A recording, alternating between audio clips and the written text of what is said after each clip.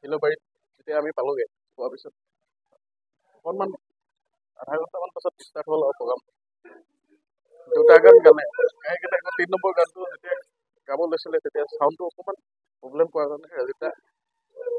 অকণমান আগলৈ গৈ কিনে মানে চাউণ্ডৰ মানুহকেইজনক ক'ব লৈছিলে তেতিয়া হঠাৎ কি হ'ল জানো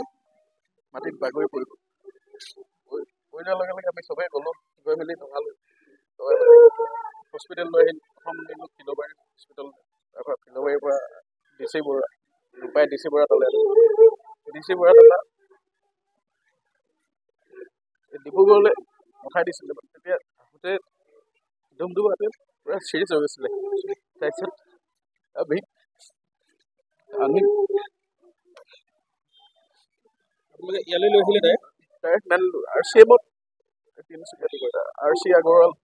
নাৰ্ছিং হোম আছে তাত সোমালোঁ সোমাওঁতে কৈছে এতিয়া ইমিডিয়েট ডিব্ৰুগড় লৈ যোৱা বুলি কৈছে এপাক খন্তেক সময় পূৰ্বে আমি খবৰ পালোঁ যে অসমৰ এজন বিখ্যাত কণ্ঠশিল্পী যিজন কণ্ঠশিল্পীয়ে সমগ্ৰ জাতিটোক জাতীয় চেতনাৰে উদ্বুদ্ধ কৰি এজন জাতীয়তাবাদী চিন্তাধাৰাৰে আগুৱাই যোৱা সংগীত শিল্পী ৰাজীৱ শদিয়া ডাঙৰীয়া যেতিয়াই পৰলোক প্ৰাপ্তি হ'ল বুলি খবৰ পালোঁ তেতিয়াই সঁচাকৈ মৰ্মাহত হৈছোঁ আৰু ততাতৈয়াকৈ আমি খবৰ পোৱাৰ লগে লগে আহি আমি অসম চিকিৎসা মহাবিদ্যালয়ত আমি আহি উপস্থিত হৈছোঁ আৰু তেখেতক আমি আমাৰ ফালৰ পৰা শ্ৰদ্ধাঞ্জলি জ্ঞাপন কৰিলোঁ আৰু তেখেতৰ যি অসমবাসীৰ কাৰণে যি অৰিহণা তেখেতে দি গ'ল তেখেতৰ গীত মাত কথাৰে অসমবাসীৰ ৰাইজক যি তেখেতে অনুদান দি গ'ল সেই অনুদানসমূহ আমি নৱপ্ৰজন্মই তথা আমি ছাত্ৰ সন্থা সদায় অনুপ্ৰেৰণা পাম তেখেতৰ গীত মাতত সদায় জাতীয় চেতনা জাতীয়তাবোধ সদায় সোমাই আছিলে এই জাতীয়তাবোধ আৰু প্ৰয়োজন আছিলে আমাক গতিকে তেখেতৰ এই গীতসমূহে যাতে অনাগত দিনসমূহত আমাৰ দৰে নৱপ্ৰজন্মক যাতে অনুপ্ৰাণিত কৰি যায় তাৰে আমি আশা কৰিছোঁ আৰু আমি